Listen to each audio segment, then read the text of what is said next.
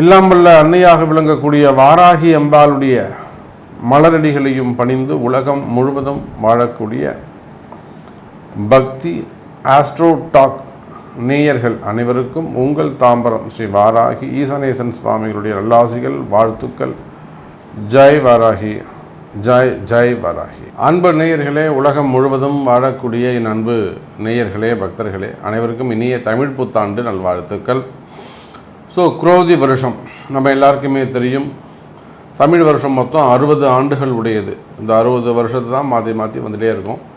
So மற்ற ஆண்டுகளுக்கெல்லாம் எண்ணிக்கை தான் கணக்கு. இப்போ இங்கிலீஷில் எடுத்துட்டிங்கனாக்கா 1800, 1900, 2000, 2100, 2200 அப்படி போயிட்டே இருக்குமே தவிர, பட் தமிழ் புத்தாண்டுகளை பொறுத்தவரையில் 60 ஆண்டுகள். அதனால தான் இந்த 60 ஆண்டுகளை கணக்கீடு செய்தால் தான் 60 வருஷம் முடிஞ்சதுனாக்கா திரும்பவும் அந்த குழந்தை பிறந்த எந்த வருஷத்தில் பிறக்குதோ அந்த வருஷமே திரும்பவும் மீண்டும் வந்துடும். அப்போ அது வரும்போது 60ஆம் கல்யாணம் பண்ணிக்கணும், ஆயுள் அபிவிருத்தி பண்ணிக்கணும் அப்படின்னு சொல்லிட்டு நம்மளுடைய தர்மம் சஷ்டியப்த பூர்த்தி, 60ஆம் கல்யாணம் அதெல்லாம் செய்கிறோம். அப்படியாக இந்த வருடம் குரோதி வருடம். வருஷத்தின் பேரை கேட்கும்போதே நமக்கு எல்லாம் கொஞ்சம் டஃப்பாக இருக்க மாதிரி, ஏதோ ஒரு பெரிய டிஸ்கஷன் வைக்கிற மாதிரி தோணும். அந்த அளவுக்கு குரோதி வருஷமாக இருந்தாலுமே கூட மழை அதிகமானதாக இருக்கும் இந்த வருஷத்தில். மெயினாக ராஜா செவ்வாய் பகவானாக வருகிறார். செவ்வாயும் சனியும் இந்த வருஷத்தில் ஆதிக்கம் மிக்கவர்களாக இருக்கிறார்கள். பொதுவாக இந்த வருஷம் பிறக்கும்போது அந்த வருஷத்துக்கு ராஜா, அப்புறம் தளபதி, இவங்க 2 பேரும் யாருங்கிறத வச்சு தான் அந்த வருஷம் எப்படி இருக்குங்கிறத நம்ம சொல்ல முடியும். சேனாதிபதி அது மாதிரிலாம், மந்திரி. அப்போது இந்த குரோதி வருஷத்துக்கு செவ்வாயும் சனியும் ஆதிக்கம் மிக்கவர்களாக இருக்கிறார்கள். அப்போ செவ்வாய் பலம் பெற்றவர்களாக இருக்கின்ற காரணத்தினாலே பொதுவாக நாடு நகரம் முழுவதும் வெப்பம் அதிகமானதாக இருக்கும், உஷ்ணம் அதிகமானதாக இருக்கும். அதே போல் தீ விபத்துகள், ஃபயர் ஆக்சிடென்ட்ஸ் அங்கங்கே நடக்கக்கூடிய வாய்ப்புகள் ஏற்படும். பெரிய பெரிய வெடி விபத்துக்கள், அணு உலைகளால் வரக்கூடியது, வெடி விபத்துகள் கொஞ்சம் வருவதற்கான வாய்ப்புகள் உண்டு. சனி பகவான் கூட சேரும்போது கலகம், டெரரிசம் இதெல்லாம் கூட கொஞ்சம் வளர்ச்சி அடைவதற்கான வாய்ப்புகள் உண்டு.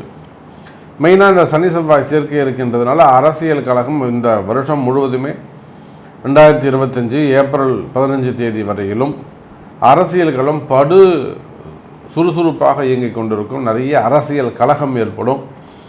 ஒருத்தர் மாத்திரை ஒருத்தர் குறை சொல்லிண்டு, அவர் சரியில்லை இவர் சரியில்லை அப்படின்னு ஒருத்தருக்கு ஒருத்தர் எதிர்கட்சிகளும் ஆளும் கட்சிகளும் குறை சொல்வதற்கான வாய்ப்புகள் உண்டு. அரசியல் கழகம் நிறைய ஏற்படும்.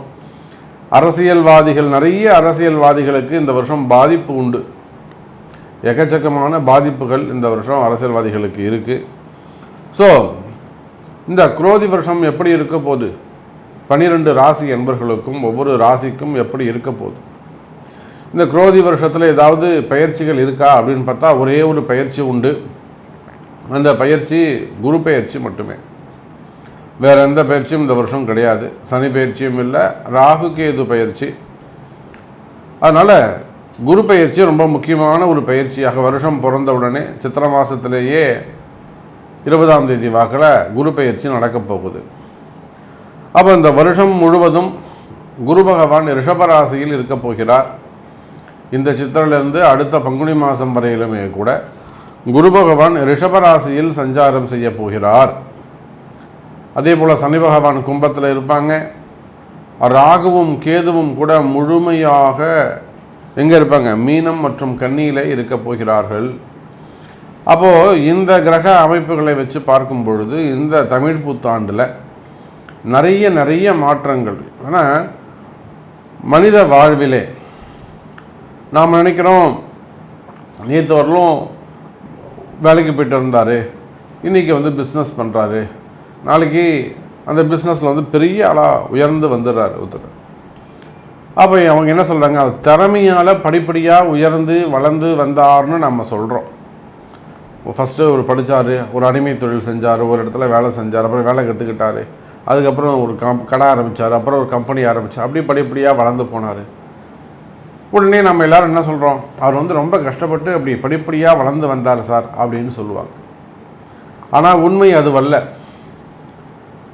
காலமும் நேரமும் உங்களை கொண்டு போய் எங்கே நிப்பாட்டுதோ அந்த வேலையை நீங்கள் செய்வீங்க. அதுதான் நிதர்சனமான உண்மை. வேலை செஞ்ச தொழில் அதிபராக மாறிவிடலாம். எஜமானர் நாளைக்கு தொழிலாளியாக மாறிவிடலாம். அப்போ காலமும் நேரமும் எதை நிர்ணயம் செய்யுதோ அதன்படித்தான் எல்லாம் நடக்கும். அப்படியாக இந்த தமிழ் புத்தாண்டை பொறுத்த வரையில் கிரக மாற்றங்கள் நிறைய நிகழப்போகுது. இந்த கிரக மாற்றங்களில் மெயினாக இந்த வருஷத்தில் சனியுடைய வக்ரம் இருக்குது. சனியுடைய வக்ரம் 12 ராசிக்கும் மிகப்பெரிய அளவில் மாற்றங்களை கொடுக்க போகுது. சனி வக்ரம்னா நம்ம பார்க்க போகிறோம் எப்பப்போ வரப்போகுது. அதாவது ஜூலை மாதம் 15 தேதிக்கு மேலே அந்த சனியுடைய வக்ரம் நிகழப்போகுது. அதே போல் புரட்டாசி ஐப்பசி மாதத்தில் குருவுடைய வக்ரம் நிகழப்போகுது. அப்போ இந்த சனி வக்ர காலங்களில் மிகப்பெரிய மாற்றங்கள்லாம் ஏற்பட போகுது. அப்போ இந்த வருடம் முழுவதுமே கூட 2024 ஏப்ரல் 14ஆம் தேதி முதல் 2025 ஏப்ரல் 14 தேதி வரை இந்த ஒரு வருட காலம் இந்த கிரக அமைப்புகளை கொண்டு ரிஷபராசி குரு இருக்கிறாரு, கும்பத்தில் சனி இருக்கிறாருன்னா இந்த கிரக அமைப்புகளை கொண்டு என்னவெல்லாம் நடக்கப் போகுது, குறிப்பாக உங்கள் ராசிக்கு என்ன நடக்கப் போகுது, என்னெல்லாம் மாற்றங்கள் வரப்போகுது அப்படிங்கிறத பார்க்க போகிறோம். வாரங்கள் தமிழ் புத்தாண்டு ராசிகளை பார்க்கலாம். அன்பார்ந்த ரிஷபராசி அன்பர்களே, ரிஷபராசி அன்பர்களே, இந்த தமிழ் புத்தாண்டை பொறுத்தவரையிலும் ரிஷபராசிக்கு நிச்சயமாக ஒரு நல்ல யோகமான காலமாக, அற்புதமான காலமாக அமையப்போகுது. காரணம் என்னன்னு கேட்டிங்கனாக்கா, ரிஷபராசி என்பர்கள் இது நாள் வரையில் உங்கள் 12ல் இருந்து வந்த குரு பகவான் 1ஆம் பாவம்னு சொல்லக்கூடிய ஜென்மத்திற்கு குரு வந்திருக்கிறார். அப்போது நிறைய ஏமாற்றங்களை சந்தித்திருக்கக்கூடிய ரிஷபராசி என்பர்கள் நிறைய விஷயங்களில் நீங்கள் ஏமாற்றத்தை சந்திச்சிருப்பீங்க. குடும்பத்தில் அல்லது உறவுகளில், இன்னும் சொல்லப்போனால் ரிஷபராசிக்கு வேலை செய்கிற இடத்துல ஒரு நம்பிக்கையாக செய்வாங்க. சார் நம்மளால் நிச்சயமாக நம்மளை ஒரு நல்ல ரிப்போர்ட் கொடுப்பாங்கன்னு கஷ்டப்பட்டு பாடுபட்டு உழைப்பீங்க. ராத்திரிபகலாக ஒரு ப்ராஜெக்ட் முடிக்கிறதுக்காக நிறைய ஹார்ட் ஒர்க் பண்ணுவீங்க. அந்த ப்ராஜெக்ட் சப்மிட் பண்ணி முடித்த உடனே அவங்கள தூக்கி குப்பையில் போடுற மாதிரி ஓரமாக எடுத்து வச்சுருவாங்க. அதுபோல் வேலை செய்கிற இடத்துல, தொழில் செய்யக்கூடிய இடங்களில், மெயினாக உங்களுக்கு கீழே இருக்கக்கூடிய தொழிலாளர்கள், அவங்கள நம்பி நிறைய ஏமாந்தவர்கள் இருக்காங்க. நிறைய திருட்டு சம்மந்தப்பட்டது நடந்திருக்கும், ஏமாற்றங்கள் இருந்திருக்கும். குடும்பத்தில், வெளியில், வேலை செய்கிற இடத்துல, தொழில் பண்ணக்கூடிய இடங்களில் நிறைய ஏமாற்றம், நம்பி ஏமாந்துருப்பீங்க. பார்ட்னர்ஷிப்பில் அந்த மாதிரி ரிஷபராசி என்பவர்களே குரு பகவான் நாள் வரணும், அந்த 12ஆம் பாவத்தில் இருந்தவரெலாம் நிறைய லாஸ்கள் ஏற்பட்டிருக்கும். அப்போ இந்த தமிழ் புத்தாண்டு பிறக்கின்ற காலம் இந்த 4 கிரகங்கள், சனி, குரு, ராகு, கேது, இந்த கிரகங்கள் எல்லாம் சிறப்பான முறையில் உங்களுக்கு அமைகிறது. ஜென்ம குரு அது வேண்டுமானால் இந்த ஒரு வருஷம் நீங்கள் கொஞ்சம் அமைதியாக இருக்கணும், சும்மா இருக்கணும் அப்படிங்கிறத சுட்டி காட்டலாம். ஆனாலுமே கூட ஜென்மத்தில் இருக்கக்கூடிய குரு பகவான் உங்களுடைய 5, 7, 9ங்கிற பாவங்களை பார்க்கிறார். அப்போ ரிஷபராசி நேயர்களே, இந்த தமிழ் புத்தாண்டு சித்திரை மாதம் குரோதி வருடம் முழுவதும் அற்புதமான வளர்ச்சிக்கான காலமாகவும் நல்ல மாற்றத்திற்கான காலமாகவும் உங்களுக்கு அமைகிறது. தொழில் வளர்ச்சி, தொழில் முன்னேற்றம், வேலை வாய்ப்புகளிலே நிறைய மாற்றங்கள், வேலை மாற்றங்கள், இடமாற்றங்கள், ஊர் மாற்றங்கள், வெளிநாடு செல்வது, வெளிநாட்டு யோகம், அதே போல புதிய தொழில் தொடங்குதல், கொடுத்த பணம் திரும்புதல், நீண்ட நாட்களாக விற்காத சொத்துக்கள் விற்றுதல், அதே போல நீண்ட நாட்களாக நீங்கள் வாங்கணும்னு நினைக்கக்கூடிய வீடு, வண்டி, வாகன யோகங்கள் அமைதல், நீண்ட நாள் கனவுகள் நிறைவேறுதல் போன்ற சுப நிகழ்ச்சிகள் எல்லாம் ரிஷபராசிக்கு கை கொடுக்கும். உடனே நீண்ட நாள் கடன் அடையுமா சாமி? அடுத்த கேள்வி அதுதான் வரும். அப்போ நீண்ட நாள் கனவுகள் நிறைவேறும்னு சொன்னால், எனக்கு கனவு ஒன்றுமே இல்லைங்க சாமி, எனக்கு இத்தனை 30 கோடி ரூபாய் கடன் இருக்குது, எனக்கு ஒரு 50 கோடி ரூபாய் கடன் இருக்குது சாமி, அந்த கடன் அடையணும். அந்த கடன் அடையுமா அப்படின்னு கேட்டிங்கனாக்கா, நிச்சயமாக ரிஷப ராசினியர்களே அதற்கான வழிபாடுகள்லாம் இருக்குது, அதுக்கான பிராயச்சித்தங்கள் பரிகாரங்கள் அறிந்து செய்வீர்களே. ஆனால் நிச்சயமாக எல்லாத்துக்கும் பரிகாரங்கள் இருக்குது.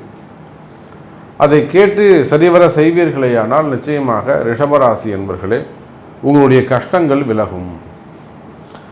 அப்போது ரிஷபராசியை பொறுத்தவரையில் இந்த தமிழ் புத்தாண்டு அற்புதமான முறையில் சிறப்பான முறையில் நல்ல யோகங்கள். நான் சொன்னேன், உங்கள் ராசியிலேயே அந்த குரு மகாலட்சுமி யோகம் அமைகிறது. கேட்ட இடத்துல உங்களுக்கு பணங்காசுகள் வந்து சேரும். பல ரிஷப ராசி நேயர்களுக்கு திடீர் அதிர்ஷ்டங்கள் ஏற்படும். பல ரிஷப ராசி நேயர்களுக்கு திடீர் அதிர்ஷ்டங்கள் ஏற்படும். இன்னும் சொல்லப்போனால் ரிஷபராசி அன்பர்களே பணயோகம், தனயோகம், செல்வ யோகம், மகாலட்சுமி யோகங்கள், குருமங்கள யோகங்கள், இது போன்ற நிறைய யோகங்கள் உங்களுக்கு அமையப்போகுது. நான் பதிவின் தொடக்கத்தில் பதிவின் ஆரம்பத்தில் சொன்னேன் இது ஒரு மகாலட்சுமி யோகம்னு சொன்னேன். ஏன்னா சுக்கிரன் மகாலட்சுமி, குரு மகாலட்சுமிக்கே பணத்தை கொடுக்கக்கூடியவர், ஐஸ்வர்யம். அப்போ அஷ்ட ஐஸ்வர்ய காலம், 8 விதமான ஐஸ்வர்யங்கள் இருக்குது. அந்த 8 விதமான ஐஸ்வர்யங்களையும் பெறக்கூடிய அற்புதமான ஒரு வருடமாக இந்த வருடம் அமைகிறது ரிஷபராசி நேயர்களே. அப்போ நிறைய அன்பர்களுக்கு திடீர் அதிர்ஷ்டங்கள் ஏற்படும். ஒரு சிலருக்கு அந்த லாட்ரி யோகங்கள் கிடைக்கும். அப்போ அதெல்லாம் உங்கள் ஜாதகத்தை கொடுத்து உங்கள் ஜாதகப்படி அதெல்லாம் எந்த மாதிரியான யோகங்கள் அமையும், எப்படி இருக்குது, யோகங்கள் இருக்குது, திடீர் அதிர்ஷ்டம் இருக்கான அது உங்களுக்கு நடக்குமான உங்கள் ஜாதகம் தான் கணிக்கணும். உங்கள் தலையெழுத்து உங்கள் கர்மா அதுக்கு அனுமதிக்குமா அப்படிங்கிறத நீங்கள் பார்க்கணும். ஒன்றுமே இல்லாத சாதாரண ஒருத்தருக்கு அந்த திடீர் அதிர்ஷ்டம் ஏற்பட்டுடும். நீங்கள் விழுந்து சாமி கும்பிடுவீங்க, தினந்தோறும் விளக்கேற்றுவீங்க, நான் காத்தால் எல்லாத்துக்கும் விரதம் இருப்பீங்க, ஆனால் எனக்கு நடக்கவே இல்லை சாமின்னுவீங்க. எதையுமே செய்யாத ஒருத்தருக்கு திடீர் அதிர்ஷ்டம் ஏற்படும். அதுதான் ஜாதக அமைப்பு. அப்போ என்ன பண்ண, உடனடியாக உங்கள் ஜாதகப்படி இதெல்லாம் அமையுமா, இது நமக்கு வாய்ப்பு இருக்கா, நம்ம கஷ்டம் தீருமா அப்படிங்கிறத நீங்கள் செக் பண்ணிக்கணும். அப்போ அதன்படி பார்க்கும்பொழுது ரிஷபராசி நேயர்களே கஷ்டங்கள் தீரக்கூடிய காலம், கவலைகள் காணாமல் போகக்கூடிய காலம். வேணும்னா சொல்லலாம் இது ஒரு ஜென்ம குரு அப்படின்னு நம்மளுக்கு சொல்லலாமே தவிர, ஆனால் ஜென்மத்தில் இருக்கக்கூடிய குரு பூர்வ புண்ணியத்தை பார்க்கிறார். நீண்ட நாள் கனவுகள் எல்லாம் நிறைவேறக்கூடிய காலம், உங்கள் கஷ்டங்கள் எல்லாம் காணாமல் போகக்கூடிய காலம். நிறைய என்ன மாதிரியான கஷ்டம் இருக்கும், ஒன்று பண கஷ்டம் இருக்கும், ஒன்று வறுமையாக இருக்கும், இல்லைன்னா ஆரோக்கிய குறைவுகள் இருக்கும். அப்படி இல்லைன்னா குடும்பத்தில் ஒற்றுமை இல்லாமல் குடும்பத்தில் சண்டை சச்சரவுகள் வருவது, ஒருத்தருக்கு ஒருத்தர் புரிஞ்சிக்காமல் நடக்கிறது. அதே போல் குடும்பத்தில் கணவன் மனைவியிடையே வேறுபாடுகள் வருவது, அல்லது கணவன் பல பெண்களோடு இருப்பது, பல மனைவி வேறு ஏதேனும் தொடர்புகள் ஏற்படுவது. அதே போல் பிள்ளைகள் பற்றிய கவலை, பசங்க சொல்கிற பேச்சை கேட்காமல் இருக்கிறது, அப்பா அம்மாவையே எதிர்த்து பேசுறதை, வீட்டை விட்டு வெளியில் போகிறது. அப்போ இந்த மாதிரி குடும்ப பிரச்சனைகள். அதே போல் சொத்து பிரச்சனைகள், அண்ணன் தம்பிங்க, அக்கா தங்கிங்க, சித்தப்பா பெரியப்பா மாமா, சொத்து பிரச்சனைகள், கீழ் வீடு மேல் வீடு, 5 அடி பாதை, அந்த பாதையில் இருக்கக்கூடிய பிரச்சனைகள். அதே போல் ரிஷபராசி என்பவர்கள் இருக்கக்கூடிய செய்வினை கோளாறுகள், தொழில் ரீதியாக. எனக்கெல்லாம் தெரிஞ்ச ஒரு நல்ல கடை, அருமையான கடை மார்க்கெட்டில் வச்சுருந்தாங்க. இப்போ கடை பேர் சொன்னால் உங்களுக்கு தெரிஞ்சிடும். அந்த அளவுக்கு ஓஹோன்னு கொடி கட்டி பிறந்தாங்க. எங்கெங்கே பிரான்ச்சஸ் இருந்தது, நிறைய பிரான்ச்சஸ் இருந்தது. அது ஒரு உணவகம் சம்மந்தப்பட்டது. இன்றைக்கி பார்க்குறோம் அது அந்த பேனரே இல்லாமல் போயிடுச்சு.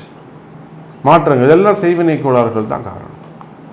அப்போ எப்பேற்பட்ட ஜாம்பவான்கள் கூட, பெரிய பெரிய தொழில் செய்த ஜாம்பவான்கள் கூட, தொழிலில் நல்ல கரை கண்டவர்கள் கூட அந்த கால நேரங்கள் மாறுமே ஆனால், அந்த செய்வினை கோளாறுகள் போன்ற விஷயங்கள்லாம் இருக்குமே ஆனால் அந்த தொழிலையே ஸ்பாயில் பண்ணிடுது.